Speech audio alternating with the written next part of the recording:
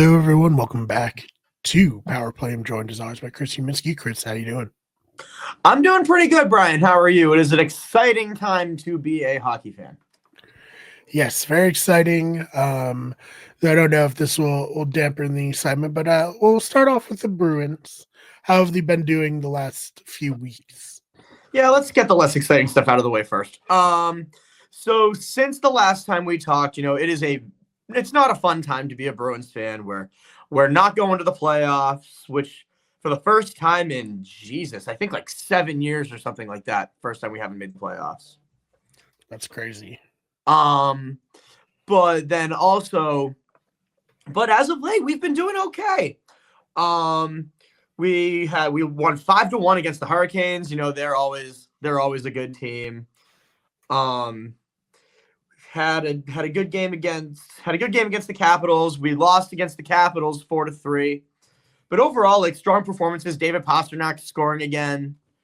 But that's that. I don't want to talk about the Bruins anymore. Okay, all right. Well, let's talk about the more interesting thing. The thing we've been kind of tracking all year, really into last year.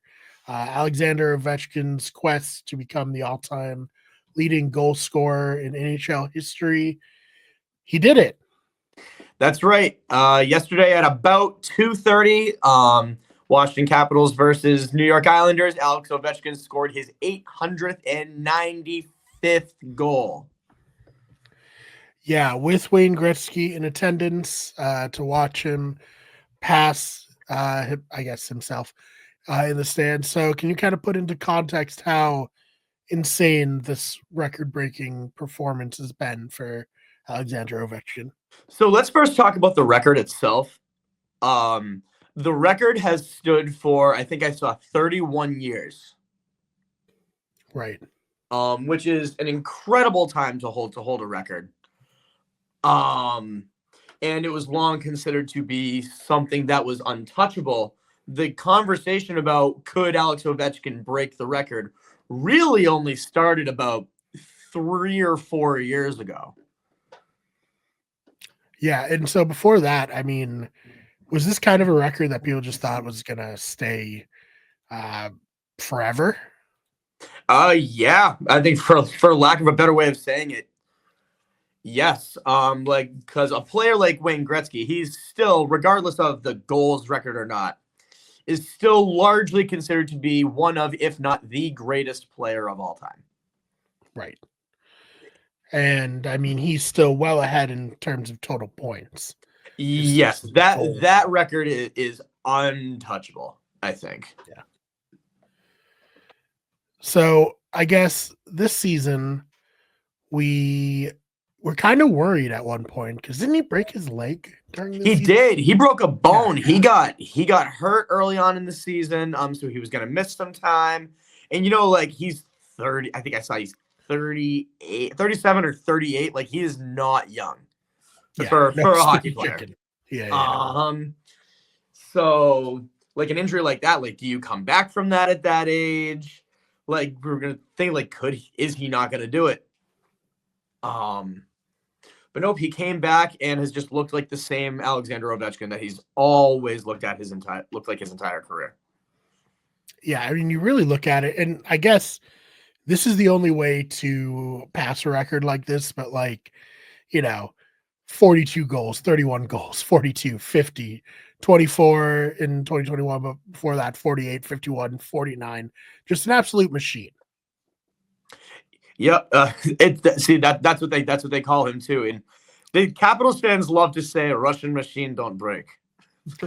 No, I mean, well, that's a good point too, because like we just said, 42 goals this year. Yeah, he's old, but do you think he's going to retire anytime soon, or do you think he's going to? I have been wondering that. I've been wondering that myself. Like, does he retire after this year? All right, he's broken the goals record. There's really nothing else left to achieve. Mm-hmm. But also, like, how much does he want to extend this record? Because he still does have another year on his contract. Mm-hmm. So and the Capitals still have games to play. They still have playoff games to play. He's going to extend this record well past 900 goals. Yeah, no, that's so crazy. And I mean, where do you think he's going to rank in terms of like the subjective best players of all time when it's all over? I think he's going to be eventually on the Mount Rushmore of greatest hockey players of all time, with Wayne Gretzky, with Gordie Howe, with Bobby Orr, Yep. with guys like that. Yeah, and I mean, like you said, they won a championship. What was that, 2015, 2016, somewhere in there? Yeah. Now he has the goal record. There's pretty much nothing else for him to accomplish. There's nothing else left for him to achieve. Except I think maybe a KHL championship. I'm actually going to look that up right now to see if he has one. Because I know he was in the KHL at one point. He played for Dynamo Moscow. Okay, so he's able to play in both leagues at the same time. I don't think at the same time. I think what will happen is when he leaves the NHL, he will go back and play a year in Moscow. Oh, okay, I gotcha. KHL. Yeah, he played with Dynamo Moscow from 2001 to 2005. Yes, and he played during. Yeah, he broke this goals record too, even with a lockout year too. Yeah, that's a good point. God, he was 16 when he started playing pro hockey. That's crazy. Yes. He won a KHL championship that year. He really has nothing else to prove. He's a champion in the two biggest hockey leagues in the world. He's the greatest goal scorer of all time now. There's undeniably, this man is one of the greatest hockey players to ever play the game, and he's been so gracious in doing it too. Yeah.